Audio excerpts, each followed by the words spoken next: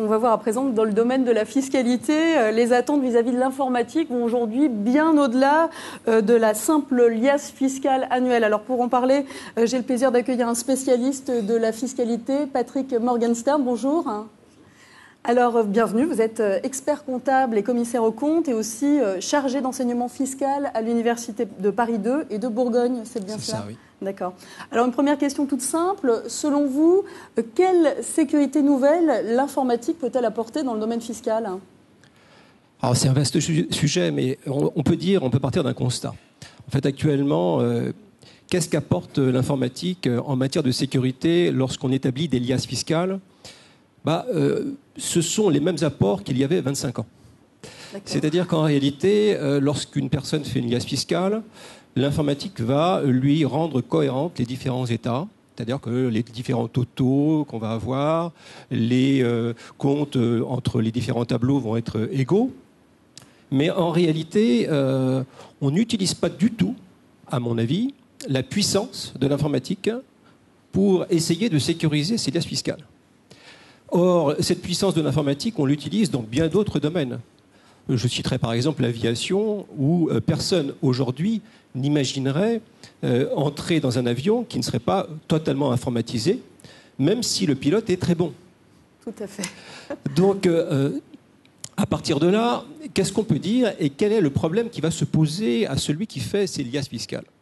Alors, tout d'abord, celui qui fait les liasses fiscales, il va avoir à appliquer, à penser un nombre de textes très impressionnants et un nombre de points aussi impressionnants. Alors, pour vous donner quelques chiffres, j'ai simplement regardé pour d'ailleurs cette émission, j'ai simplement regardé sur le site de l'administration combien d'instructions administratives ont été mises en place sur la dernière année.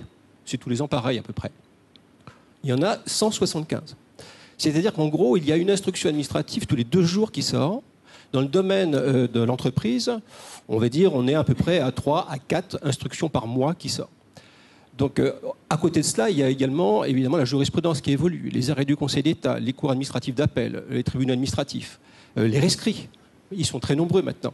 Le professionnel doit se tenir au courant de tout cela et au moment où il fait sa liasse, en quelques heures, quelques journées, il doit penser à peu près à tout.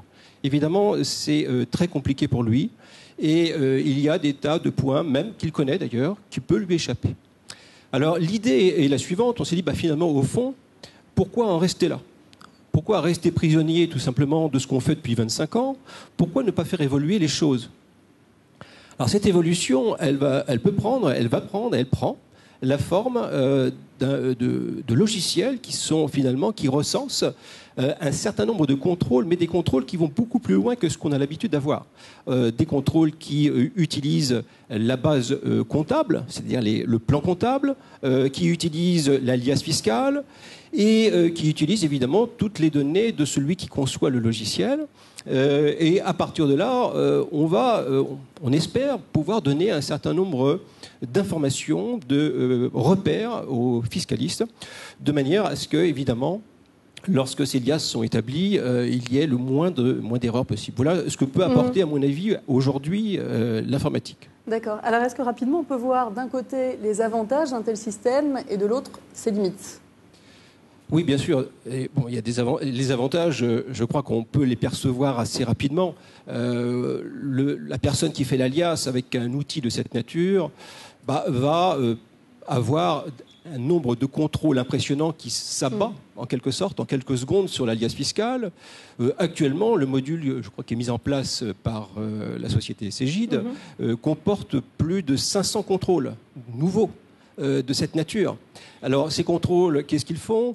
Eh bien, ils vont aller repérer, par exemple, pour les professionnels, s'il y a eu des produits de filiale et si le régime Murphy n'a pas été appliqué, si des états de sursis devraient être déposés. On sait que ces sursis sont coûteux. Ces états sont coûteux lorsqu'on ne les dépose pas. C'est 5% d'amende en général. Ça peut aller très loin. Il peut y avoir aussi tout simplement des reprises de provisions qui ne devraient pas être imposées et qui le sont à tort. Il peut y avoir une multitude de points de cette nature, le chiffre d'affaires qui s'abaisse en dessous du seuil du réel normal et qui nécessite une option. Voilà, un certain nombre de points. Il y en a actuellement 500. Et évidemment, l'avantage de ce type de système, c'est qu'il peut s'enrichir avec le temps. C'est-à-dire qu'au fur et à mesure qu'on le fait avancer, les utilisateurs remontent les informations et peuvent dire « Ah bah tiens, là j'avais un problème, finalement le logiciel ne l'a pas vu ». Bien sûr, c'est pris en compte et c'est incorporé à nouveau dans le logiciel. Donc, autrement dit, en quelques années, un module de cette nature, s'il est bien fait, peut avoir un apport extrêmement important et innovant. Et alors, les limites? Alors, les limites, évidemment, il y en a. Évidemment. Heureusement. Ou malheureusement. Sinon, il n'y aurait plus rien à faire. Les limites, d'abord, évidemment, ça n'empêche pas d'avoir recours à un bon fiscaliste, bien évidemment.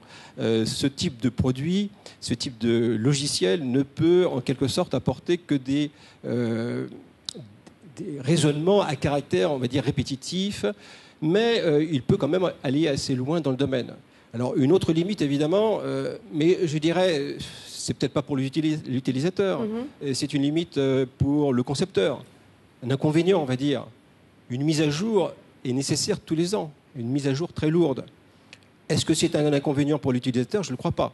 Au contraire, il bénéficie tous les ans finalement d'un apport frais fait par des professionnels qui incorporent dans les écritures du logiciel finalement les nouveautés.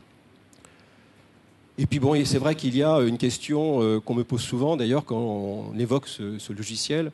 Je crois peut-être qu'on peut en terminer par là. C'est finalement, on me dit, avec un tel produit, est-ce que l'administration ne va pas finalement avoir un pouvoir supplémentaire lorsqu'elle va contrôler la société si elle-même utilise ce produit?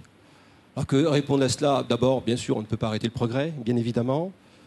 La peur n'évite pas le danger. Et puis je pense honnêtement qu'il est préférable d'être au courant de ses propres insuffisances avant que l'administration finalement en prenne conscience. Et puis je reste persuadé que l'administration peut très bien trouver des erreurs, même sans ce logiciel. Tout à fait. Merci Patrick Morgenstern.